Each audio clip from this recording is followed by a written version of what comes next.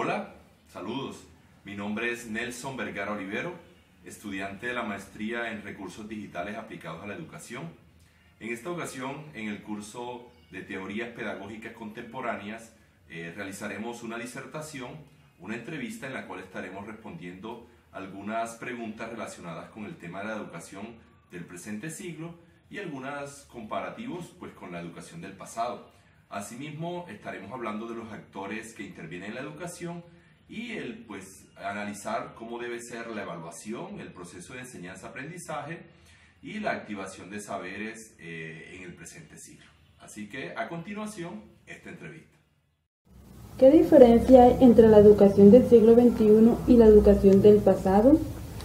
Pues bien, cuando hablamos de educación del siglo XXI, necesariamente nos referimos a la educación que está relacionada con las tecnologías.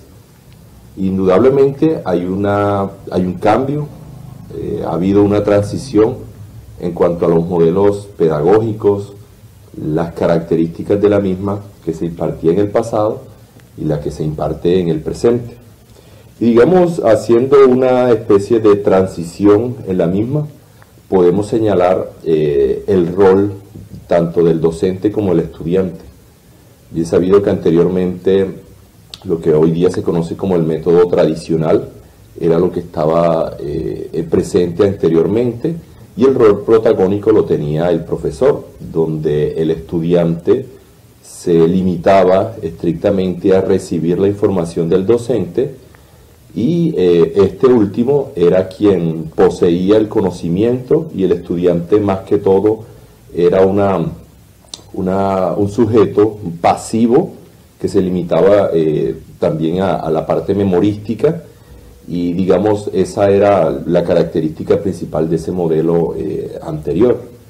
Como lo mencionaba de principio, la educación del siglo XXI se caracteriza por la presencia de las tecnologías, la búsqueda permanente del conocimiento por diferentes actores, siendo el estudiante cumpliendo un rol protagónico en el cual ya no se conforma con una sola forma de recibir el conocimiento.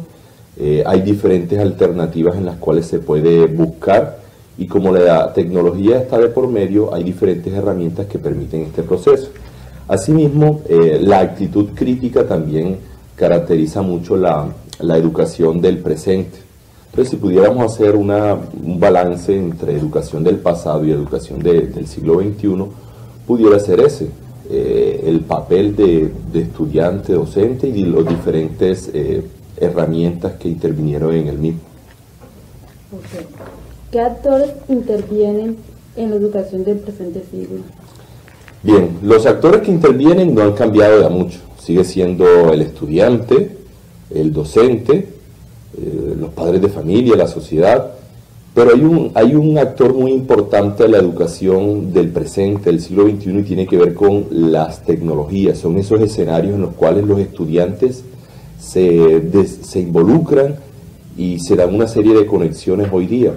La tecnología ha llegado a mediar los procesos entre docentes y los mismos estudiantes, ya que permite crear diferentes escenarios. Tenemos los escenarios virtuales bajo los cuales se desarrollan muchísimas actividades, siendo una de ellas la maestría en recursos digitales aplicados a la educación. Ya no tenemos escenario estático, sino que se puede dar de diferentes maneras. Y sin lugar a dudas, uno de los actores, que no cambia mucho, pero sí ha cambiado de cierta manera la manera como se desenvuelve es del estudiante. Mencionábamos en la pregunta anterior que el estudiante se limitaba anteriormente a recibir. Hoy día tenemos un estudiante más activo, más participativo, más crítico, con una serie de herramientas que les permiten desenvolverse de mejor manera.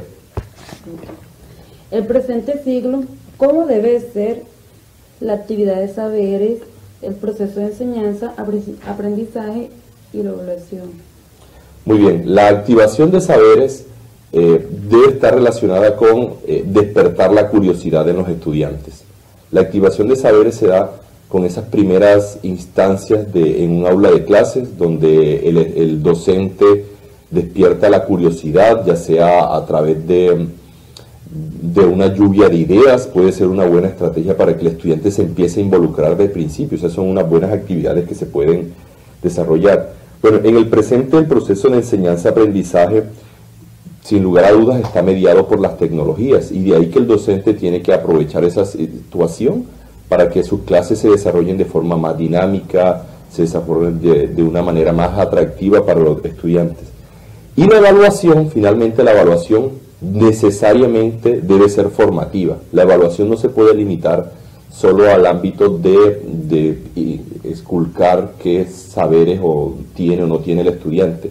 La evaluación debe ser un punto de partida para las diferentes dificultades que se presenten, seguir fortaleciéndolas. Esas son las características de la evaluación formativa y deben estar presentes en la evaluación del presente ciclo. Muchas gracias, Okay. señor Nelson.